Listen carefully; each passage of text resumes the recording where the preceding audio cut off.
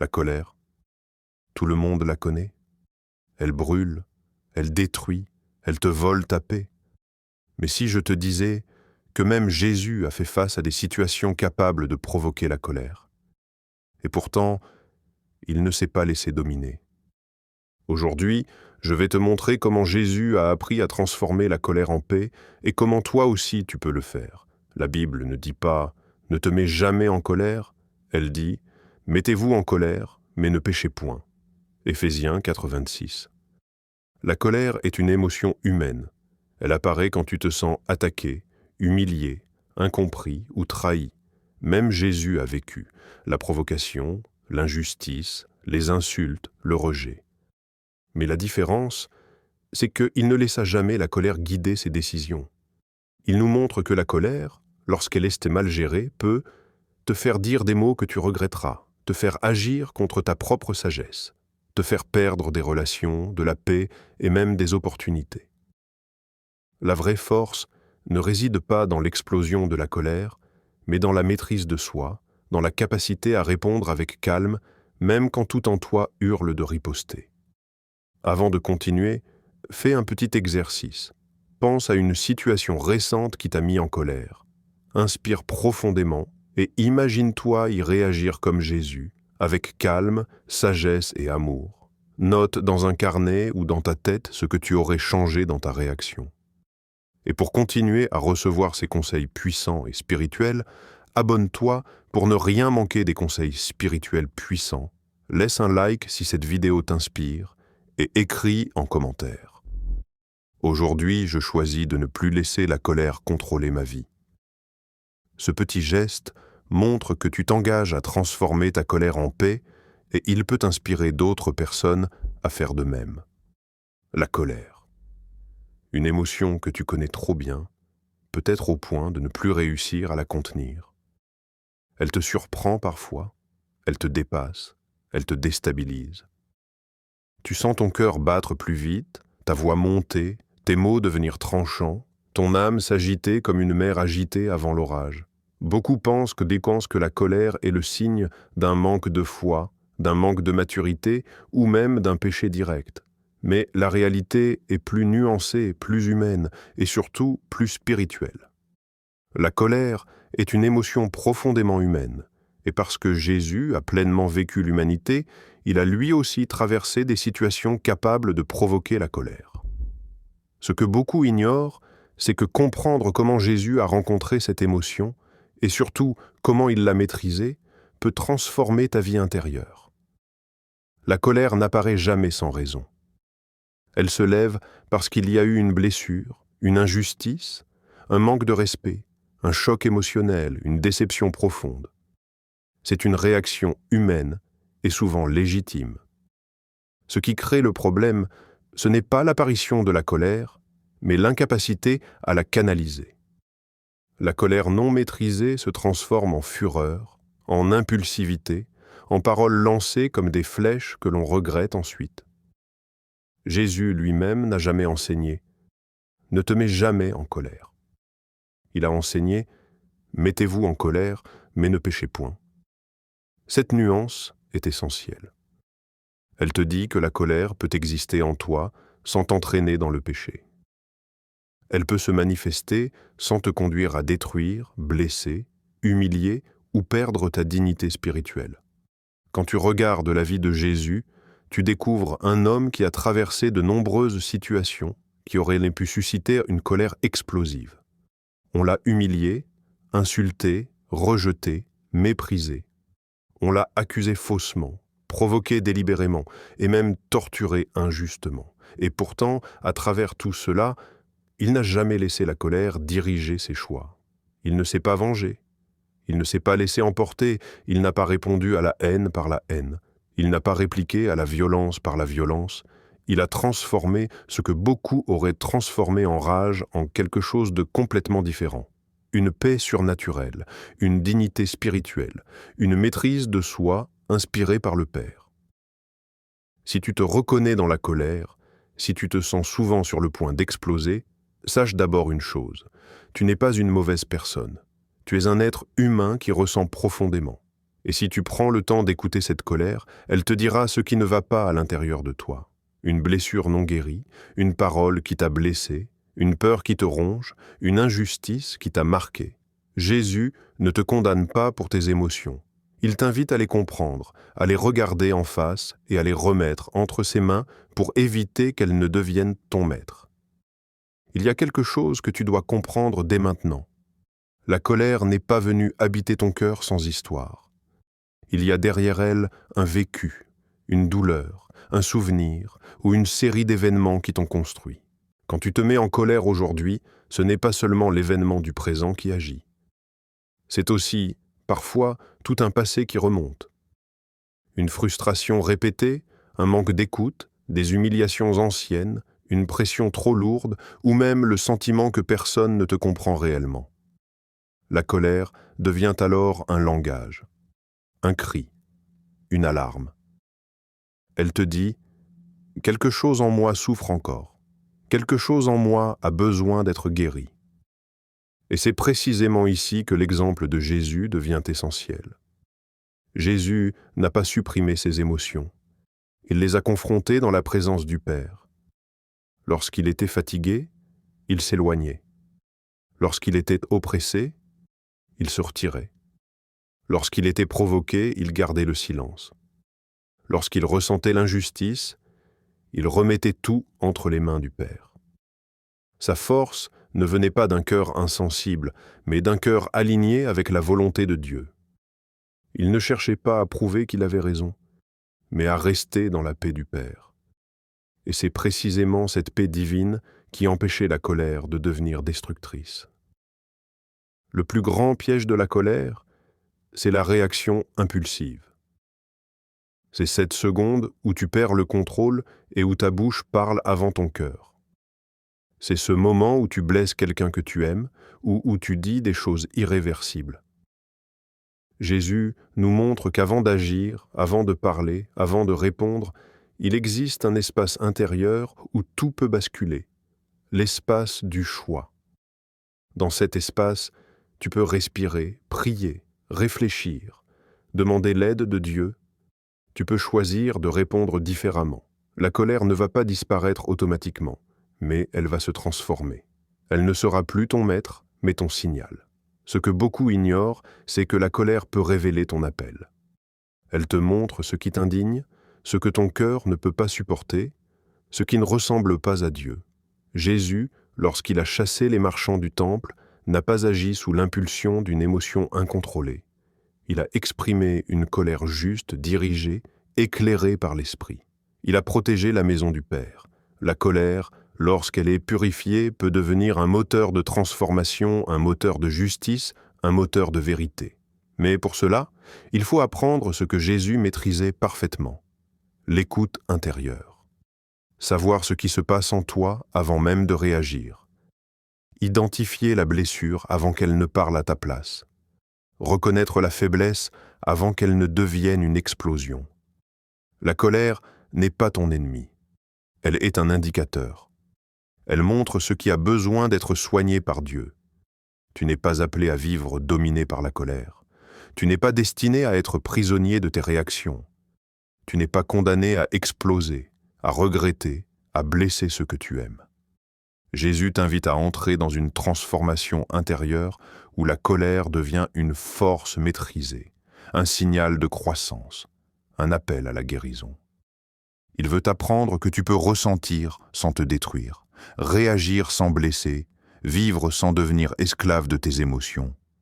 Et si aujourd'hui tu es fatigué de lutter contre toi-même, sache que tu n'es pas seul. Jésus te comprend mieux que quiconque. Il sait ce que tu ressens. Il connaît la tempête intérieure et il t'appelle à découvrir ce que lui a découvert, la maîtrise qui vient du Père.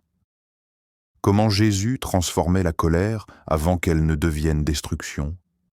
Lorsque l'on observe la manière dont Jésus réagissait face aux provocations, aux injustices et aux attaques, quelque chose frappe immédiatement.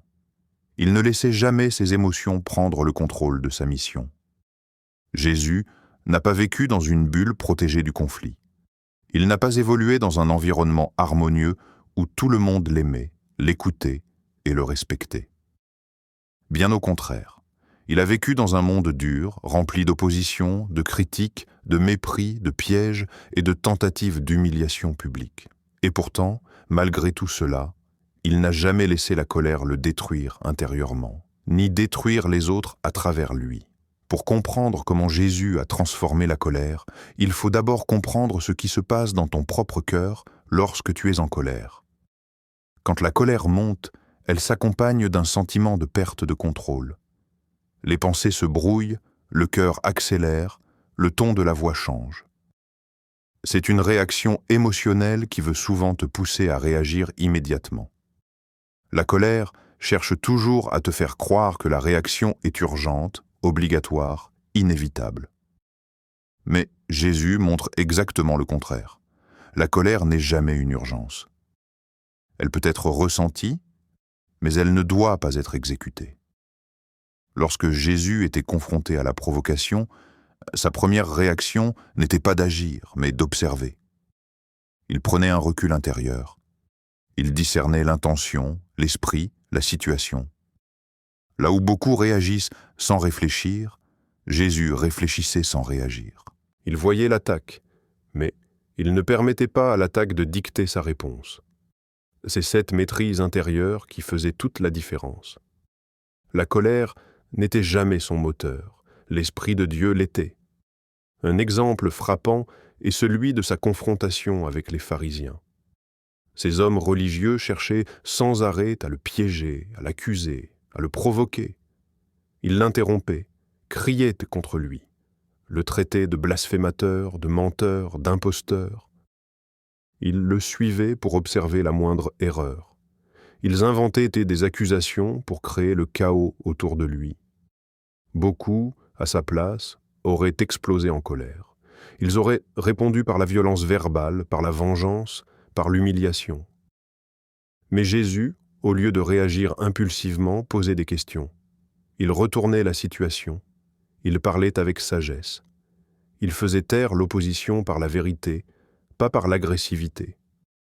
Cela nous montre quelque chose de fondamental. Jésus ne cherchait jamais à gagner l'argument. Il cherchait à révéler la vérité. Il ne cherchait pas à prouver qu'il était fort. Il démontrait qu'il était aligné avec le Père.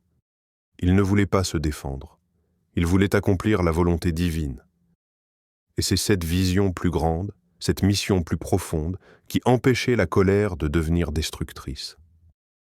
Un autre aspect essentiel dans la manière dont Jésus transformait la colère, c'est le silence. Beaucoup sous-estiment la puissance du silence.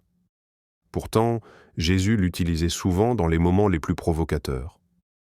Quand les soldats le frappaient, quand les chefs religieux l'accusaient faussement, quand la foule réclamait sa mort, il ne criait pas, il ne s'énervait pas, il ne protestait pas. Il gardait le silence. Ce silence n'était pas un signe de faiblesse, mais de force spirituelle. C'était le signe qu'il refusait de laisser le mal le contaminer. Le silence, dans la bouche de Jésus, n'était pas une fuite, c'était une victoire intérieure.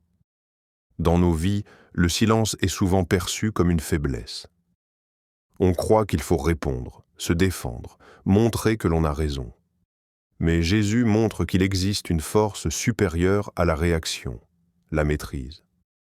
Le silence coupe le cycle de la provocation. Il empêche la colère de s'amplifier. Il bloque l'escalade. Il protège ton cœur. Parfois, la paix commence par un silence que l'autre ne comprend pas, mais que Dieu bénit. Jésus savait aussi reconnaître l'origine de la colère. Il ne se laissait pas tromper. Il savait que certaines attaques venaient de la méchanceté, d'autres de l'ignorance, d'autres encore de la souffrance des gens. Il ne réagissait pas à la parole blessante, il voyait la blessure derrière la parole. Il ne réagissait pas à l'insulte. Il percevait la confusion derrière l'insulte. Il ne réagissait pas à l'attaque. Il comprenait la fragilité de celui qui attaquait. Cette capacité à voir au-delà du comportement humain transformait complètement sa manière de gérer la colère. Lorsque tu comprends que celui qui te blesse est lui-même blessé, ta réaction change. Quand tu comprends que celui qui t'insulte est lui-même perdu, ton regard change. Quand tu comprends que celui qui te provoque est souvent en guerre contre lui-même, ta colère fond. Ce n'est pas que la situation devient juste, mais tu deviens plus grand qu'elle. Jésus regardait les gens avec les yeux de Dieu, pas avec les yeux de l'émotion. Et cela change tout. Jésus savait aussi que l'une des clés pour empêcher la colère de devenir destructrice, c'est de se retirer. Oui, Jésus, le Fils de Dieu, se retirait souvent dans la solitude, dans les montagnes, dans les lieux déserts. Avant de répondre, il priait. Avant de parler, il écoutait le Père. Avant d'affronter une situation, il rechargeait son âme. La colère apparaît souvent quand tu es fatigué, épuisé, vidé, quand tu n'as plus de réserve intérieure. Jésus montre que pour maîtriser ses réactions, il faut maîtriser son environnement intérieur. Tu ne peux pas affronter le monde si ton âme est vide. La prière, pour Jésus, n'était pas une formalité. C'était une respiration. C'était son refuge, sa source de paix, sa force intérieure. Il savait que sans la présence du Père, il serait vulnérable émotionnellement. Il savait que la prière transforme le cœur avant de transformer les circonstances. Et c'est ce qui lui permettait de rester stable, même dans les pires moments. Dans la colère, il y a toujours un choix. Laisser la tempête t'envahir ou entrer dans la présence de Dieu. Jésus choisissait toujours la présence.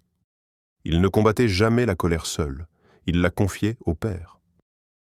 Cette attitude nous montre que la colère n'est pas censée être combattue uniquement par la force humaine. Elle doit être déposée dans les mains divines, car une colère placée devant Dieu devient lumière, discernement et sagesse. Un autre élément puissant dans la manière dont Jésus transformait la colère, c'est qu'il refusait de devenir ce que les autres attendaient qu'il devienne. On le provoquait pour qu'il se fâche. On cherchait à le faire réagir violemment. On voulait qu'il perde son calme pour avoir une excuse contre lui.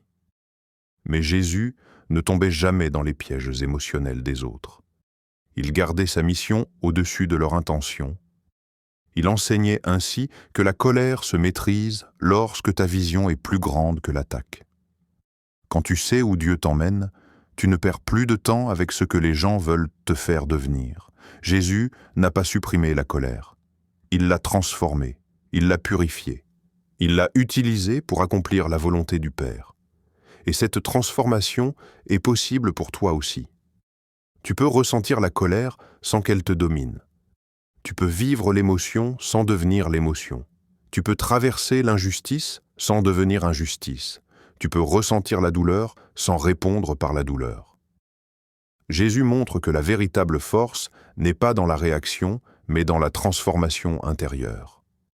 Il existe dans la vie de Jésus des scènes si intenses, si provocantes, que même la personne la plus calme aurait explosé.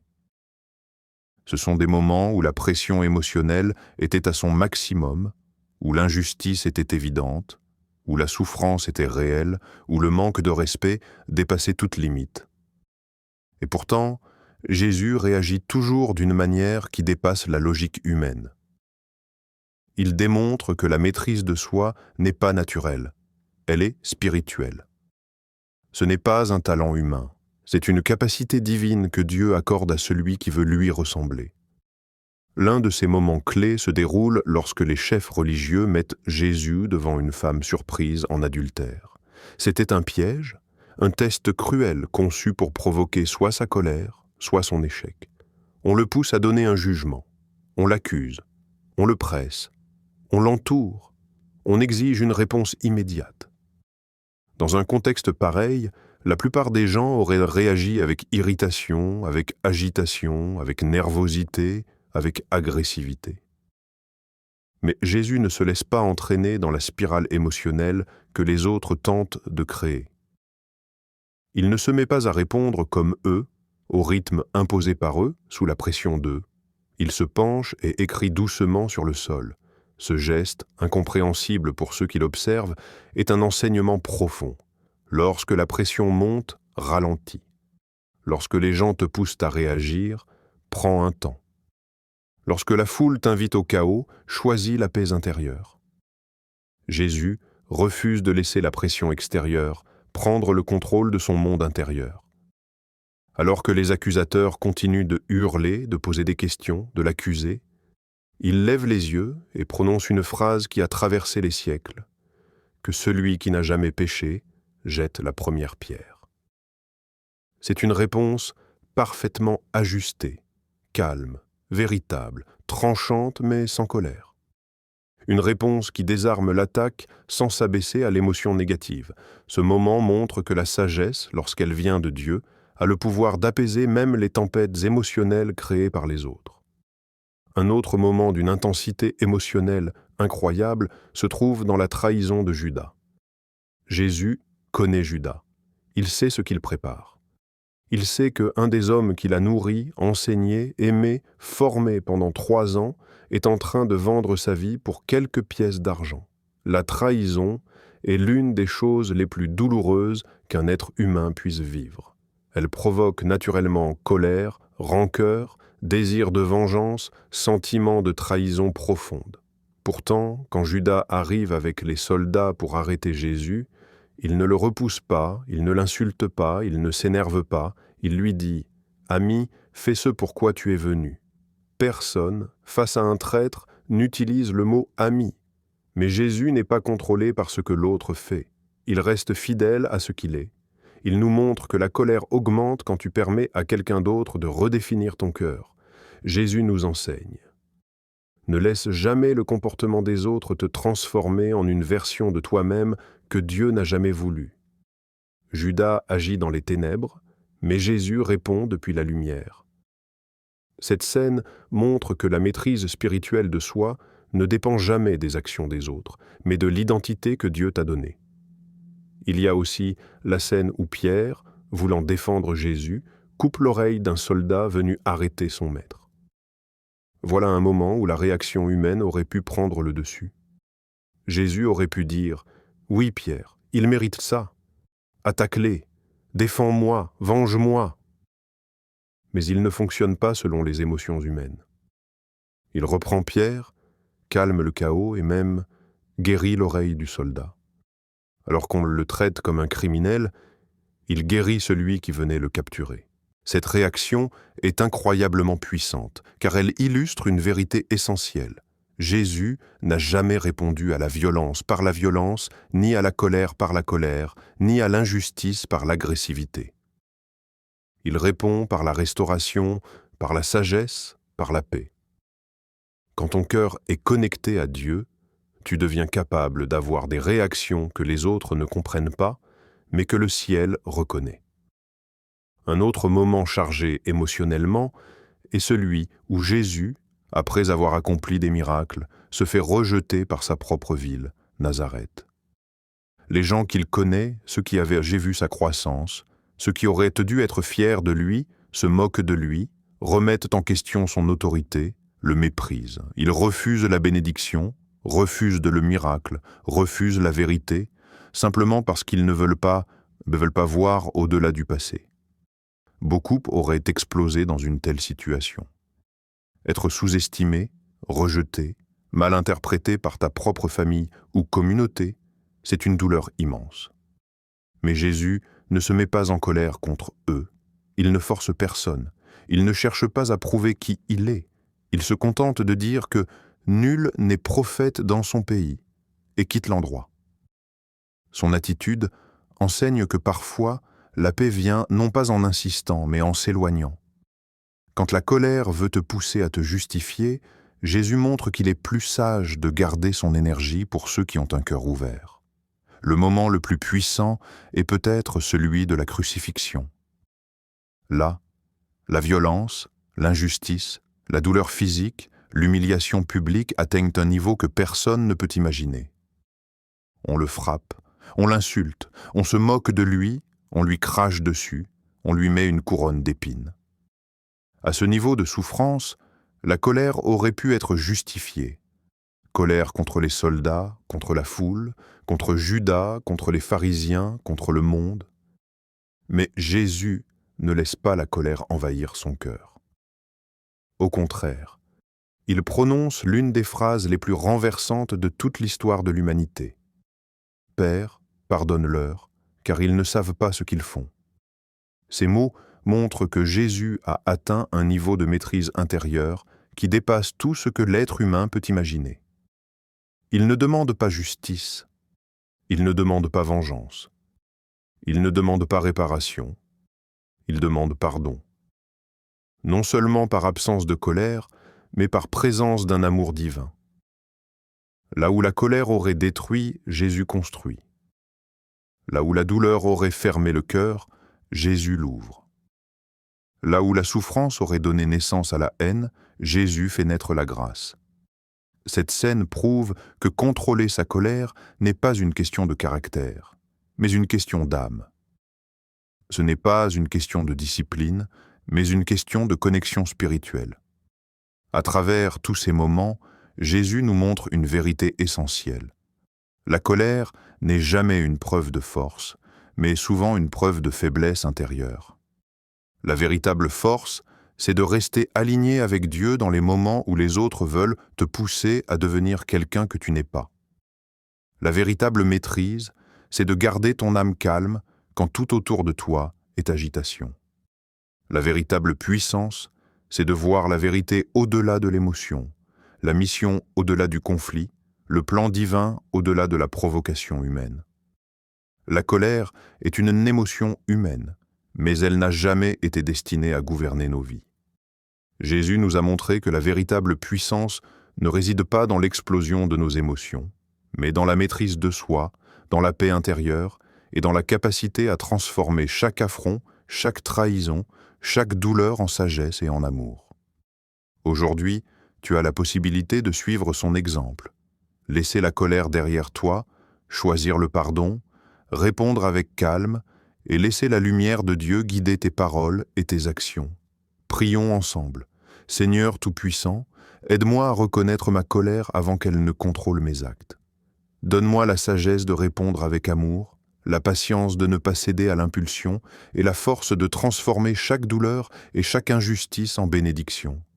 Remplis mon cœur de ton esprit afin que je puisse, comme Jésus, réagir avec calme, pardon et puissance divine.